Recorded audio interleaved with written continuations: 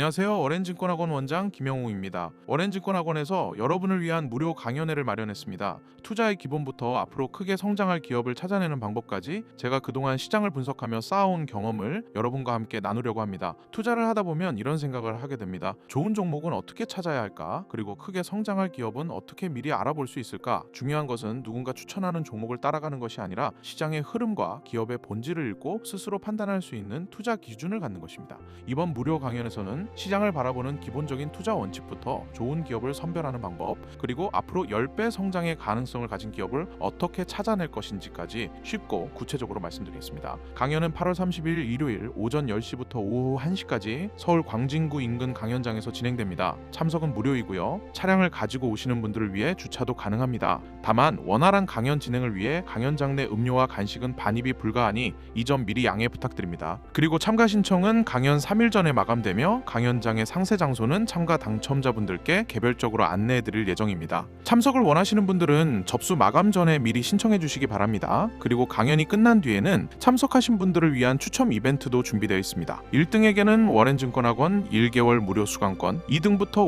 5등까지는 워렌증권학원 1개월 수강 50% 할인권, 그리고 6등부터 10등까지는 저의 신간 미국 성장주는 멈추지 않는다를 드립니다. 이번 강연을 통해 시장이 흔들릴 때도 스스로 판단하고 좋은 기업을 찾아낼 수 있는 자신만의 투자 기준을 만들어 가셨으면 좋겠습니다. 워렌증권학원에서 여러분의 투자 기준을 함께 만들어 가겠습니다. 아울러 이번 강연은 사이다 경제와 보람그룹이 함께하며 강연 중 관련 상품에 대한 간단한 안내도 진행될 예정입니다. 투자에 대해 제대로 배우고 싶으셨던 분들이라면 이번 기회에 꼭 함께 해주시기 바랍니다. 다가오는 8월 30일 서울 광진구에서 뵙겠습니다. 많은 관심과 참석 부탁드립니다. 감사합니다.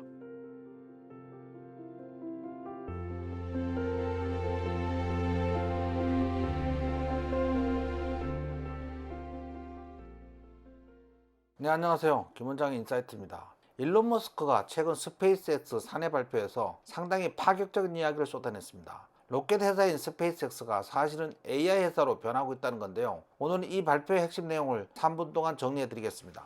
가장 먼저 눈길을 끈 건 매출 이야기였습니다. 일론 머스크는 이르면 다음 달인 9월 스페이스X의 AI 관련 매출이 로켓과 위성 등 나머지 모든 매출을 합친 것을 넘어설 것이라고 밝혔습니다. 4분기에는 그 격차가 훨씬 더 벌어질 것이라고도 했고요. 로켓 회사의 미래가 이제는 AI에 달려있다고 본 셈입니다. 그 중심에는 위성인터넷 스타링크가 있습니다. 현재 167개국에서 서비스 중이고 모바일 가입자 2200만 명, 고대역폭 가입자 1300만 명을 확보했습니다. 궤도에 올린 영상만 약 11,000기로 전세계 나머지를 다 합친 것의 2배가 넘습니다. 일론 머스크는 앞으로 위성을 10만 기까지 늘려 전세계 인터넷 트래픽의 90% 이상을 스타링크가 처리할 수 있다고 전망했습니다. 차세대 로켓 스타쉽도 빼놓을 수 없습니다. 지금은 연간 2,500톤을 우주로 보내지만 스타쉽이 본격화된다면 100만 톤, 크게는 1,000만 톤까지 가능하다는 게 일론 머스크의 설명입니다. 달과 화성에 도시를 세우려면 이 정도 수정 능력이 반드시 필요하다는 겁니다. 투자자 입장에서 가장 주목할 만한 바라는 기업 가치였습니다. 일론 머스크는 5년 안에 AI가 스페이스X 가치의 99%를 차지하게 될 것이며 회사 가치가 천문학적인 숫자가 될 것이라고 자신했습니다.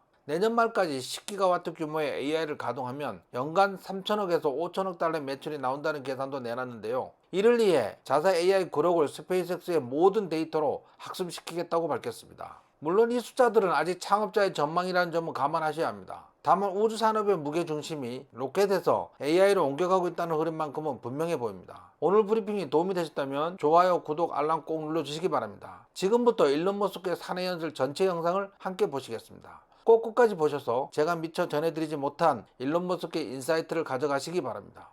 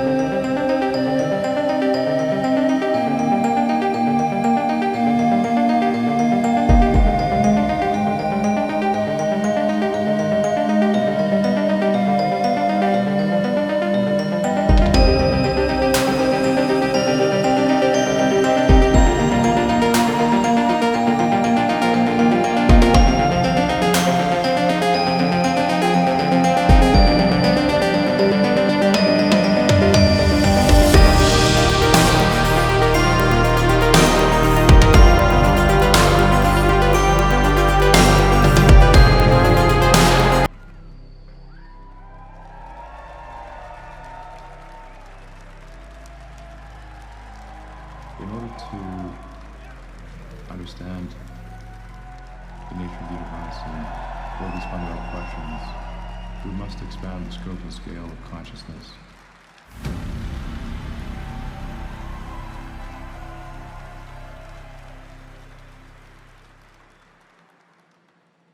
So it's been a while since the last company talk, and I'll try to do these now every 3 months after our earnings calls, which is when I'm allowed to talk about things, essentially, at this point. So we're going to start off just by going through the history of SpaceX from the beginning, and then to present day. I think once in a while it's good to look at the whole story and then think about, what do you want the next chapters to be in the story? What do you want the next book to be in this story? So we started off with a clear mission, which is to make life multiplanetary, to extend consciousness beyond Earth, to understand the universe. And you can only understand the universe if you go out there and you explore and you see other planets and ultimately other star systems. And I think one of the most inspiring things that one could possibly imagine, one of the most inspiring futures one could imagine, is one when we're out there among the stars and perhaps meeting alien civilizations or exploring the ruins of civilizations that lasted 1 million years but died out 10 million years ago. I think that's when I wake up in the morning and think about what is inspiring, because we need things in this world that are inspiring. Like, life cannot just be about solving one problem or after another. There have to be things that make you look forward to the future. And being a spacefaring civilization, I think, is the most interesting thing we could possibly do for the future. It is making Star Trek real. You know, it's, yeah.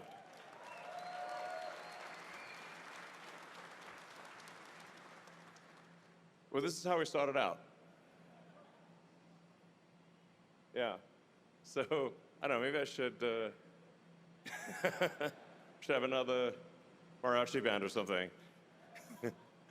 You know, for this end of year party, we're going to have a lot of mariachi bands in honor of this. But this was all of SpaceX in the beginning. Just a small warehouse in El Segundo. And then Falcon 1.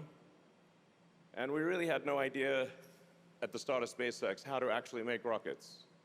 And obviously we blew up a rocket 3 times before finally reaching orbit.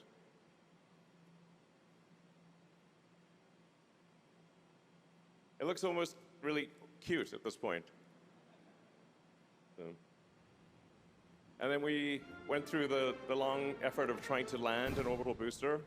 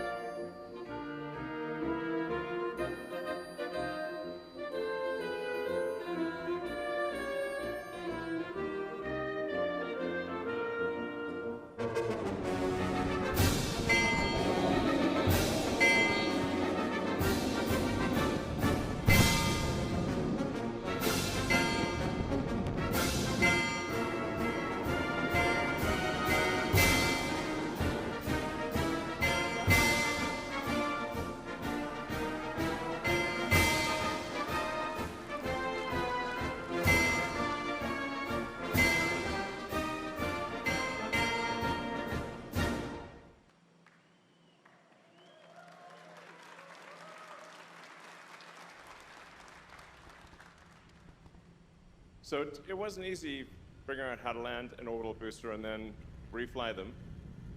But then we got good at it after a while. Took many attempts from a very talented and dedicated team, and now we've got to the point where we take off and land and recover a booster every few days. By the way, is the noise behind me a little too loud? Can you guys hear me okay? Okay, all right.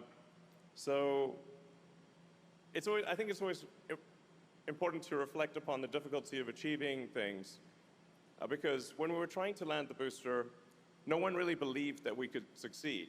And I was told by so many experts in the aerospace industry that you're not going to succeed in doing this, and even if you do, no one's going to buy a rocket that was, a used rocket essentially, which really makes no sense because airplanes are reflown all the time, and frankly, I'd rather be on the 1,000th flight of an aircraft than its first flight. So we changed the nomenclature to flight-proven booster, which is true. So we managed to do Falcon Heavy, which is the most powerful rocket in the world before Starship, operational at least. Yep. And yeah, it's amazing to think that we've got our 700th flight coming up. So just a huge testament to the incredible work of the Falcon team and the launch team, manufacturing team. I would just like to give everyone a hand for doing such an amazing job.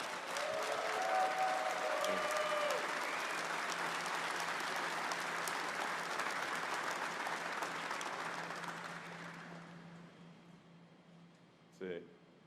And of course, this is classic. I fully expected this flight to fail, by the way. So that's the car that I was driving around LA for like 3 years. And because I thought, well, it's the first flight of Falcon Heavy, probably going to fail. But we don't want to put something boring on it, like, I think Boeing or whatever would put like a concrete block, which is extremely boring. So we put Starman flying around, and he's still up there. The car is orbiting between Earth and Mars. So, and we'll be up there, I think, for at least 10 million years.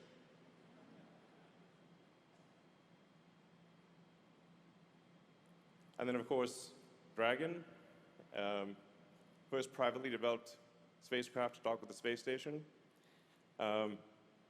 and first commercial astronaut. We've now done many astronaut missions.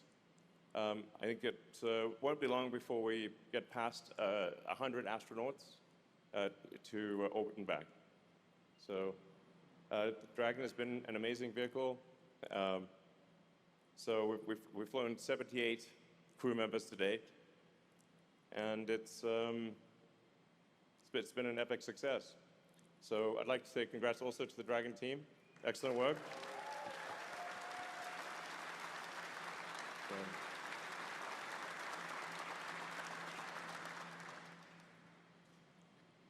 And then Starlink, it's like, well, if you've got a rocket that can fly a lot, what do you fly on it?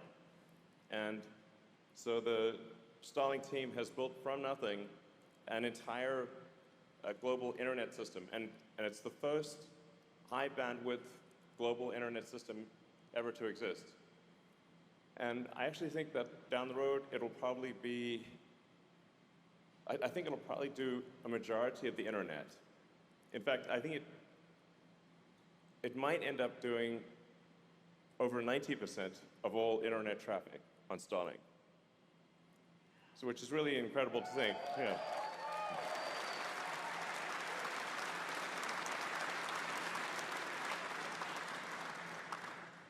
Almost 11,000 satellites in orbit. That's more than twice as many satellites as everyone else combined. And with Starlink V3 and beyond, we'll go to 100,000 satellites. So that's really quite remarkable. It's quite difficult to build the internet in space, rebuild the entire internet in space, all of the hardware, all of the software, and yet the team has done it. So huge congrats to the Starlink team.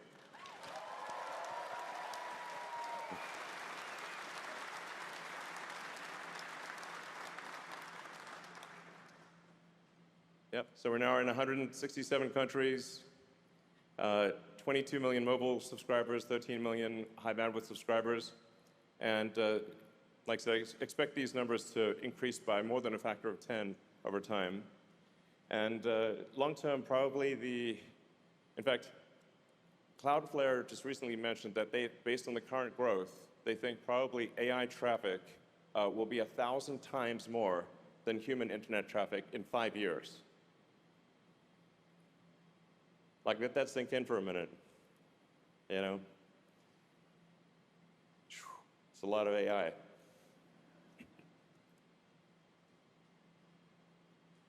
And then we've got Starshield, which has become a vital part of national security.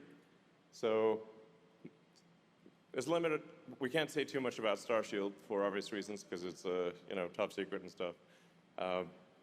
But the Starshield team has done amazing work, and it is now a vital part of America's national security. So congrats.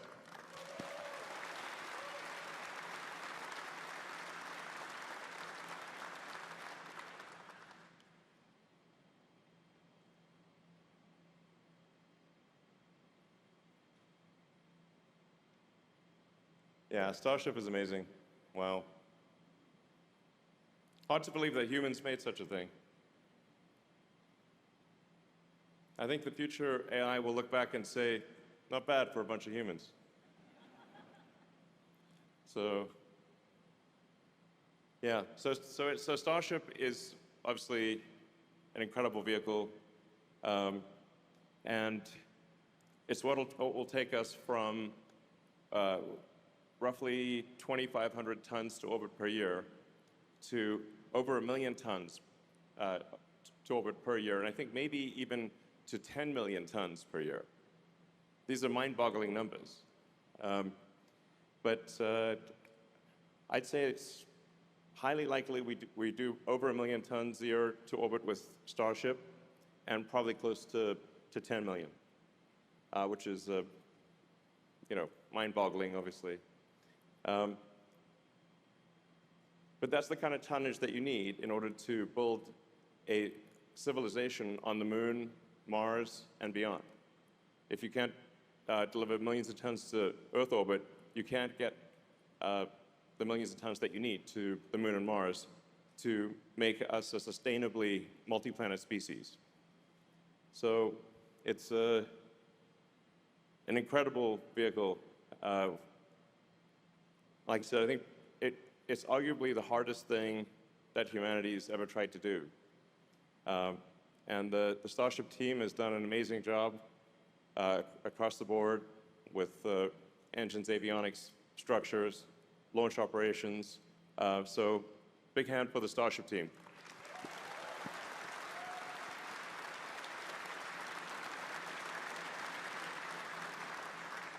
So where are things headed in terms of SpaceX AI?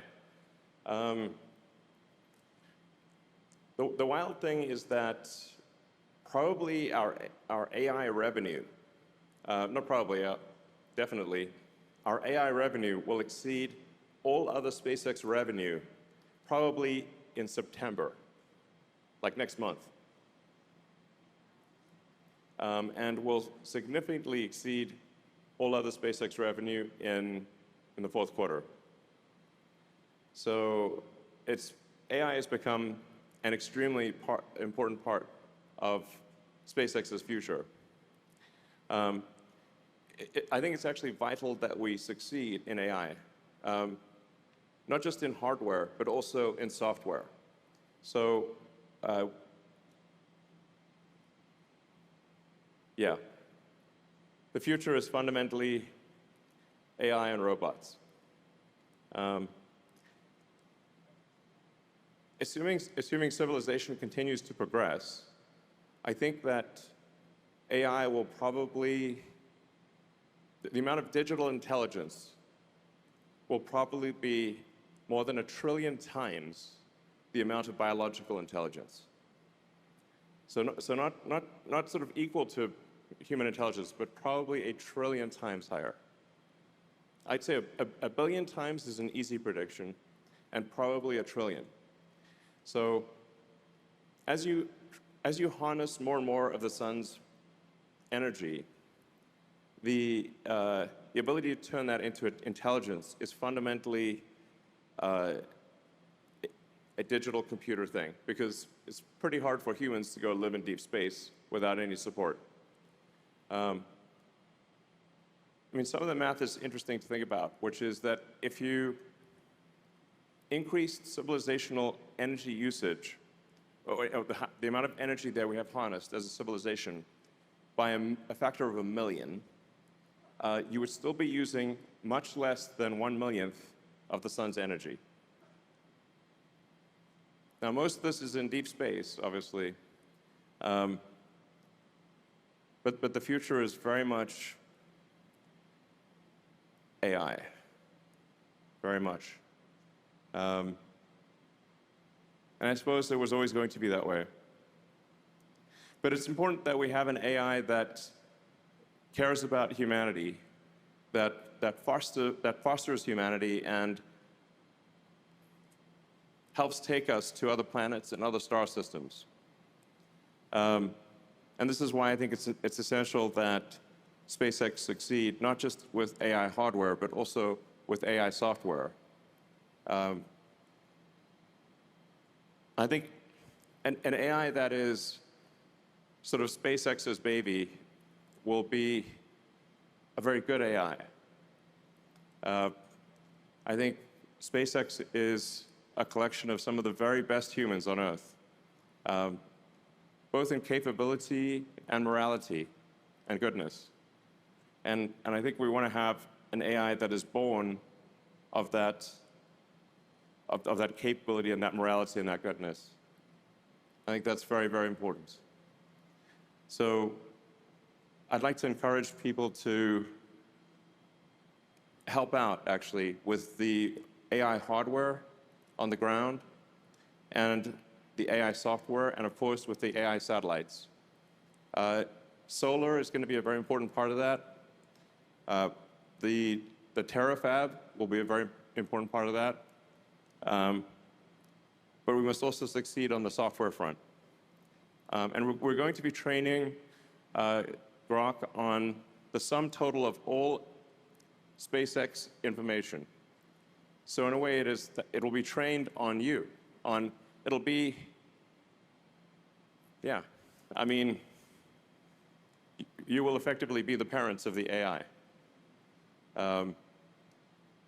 It will inherit your thoughts and ideas and beliefs, and I think that's a good thing. So, yeah, we gotta win here on the AI hardware and the AI software. That maybe is the most important message. I think that is actually the most important message I wanted to convey today, is that we must win on AI, because the future is overwhelmingly AI and robots. So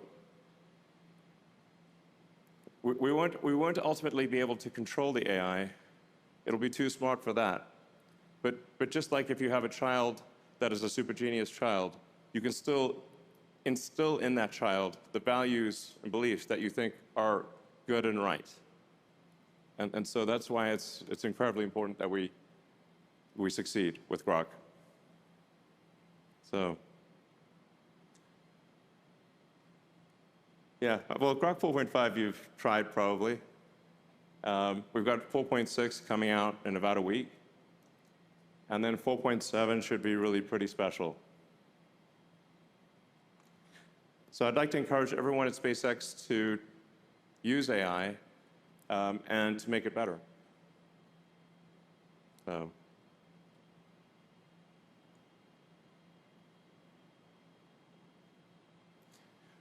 We've already built the most powerful AI training clusters in the world. And then this is what we expect to do by the end of next year is about 10 times more than what we've done thus far. This will be very important practice for space AI, and I do think that AI training will continue to be on the ground, but AI inference, the day-to-day use of AI, will be in space. So we're aiming to get to 10 gigawatts by the end of next year. This is, depending on what the value per watt is if the value per watt is probably going to be $30 to $50, which means if we bring 10 gigawatts of AI online by the end of next year, it will be $300 to $500 billion a year in revenue. Big numbers. So,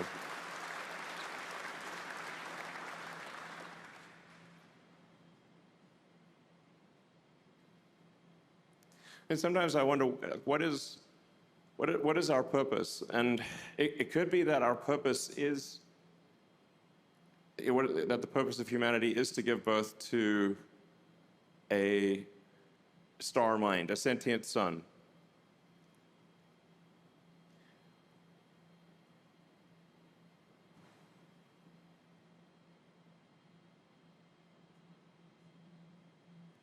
I don't know what the AI is going to think about, honestly.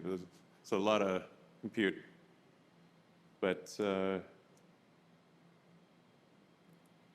I guess this is the next step in the evolution of a civilization, is to harness the power of the sun. I mean, there was a physicist called Kardashev who argued that you could consider any given civilization on the basis of whether it has been able to harness most of the power of its planet, or most of the power of its sun, or most of the power of its galaxy, and beyond. So that's what's going to happen, and we're going to do it. So.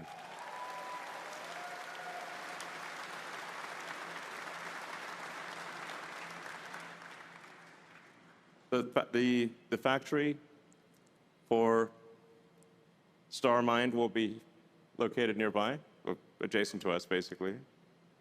They just come from space. It's amazing.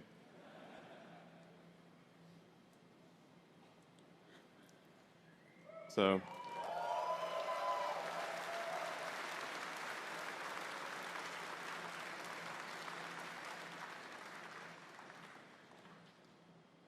But long term, or not that far into the future, probably in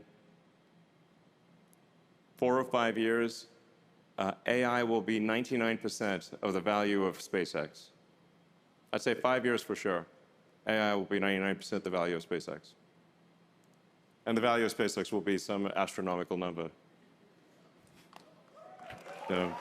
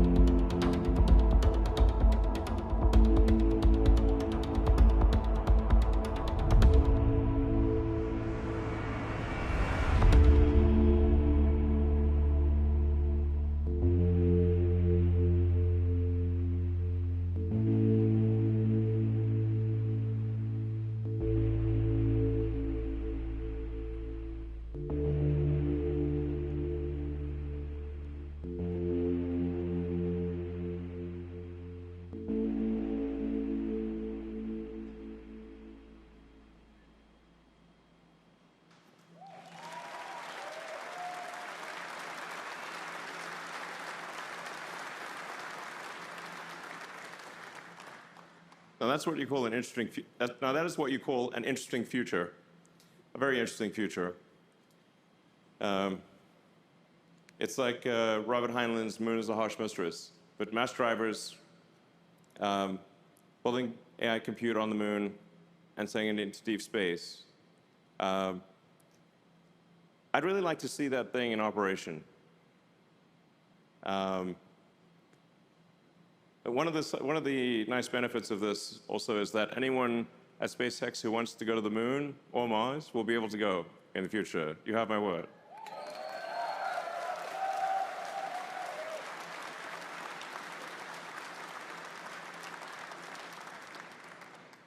It'd be pretty fun to have a party on the moon, you know, just jumping around, you know. So, yeah.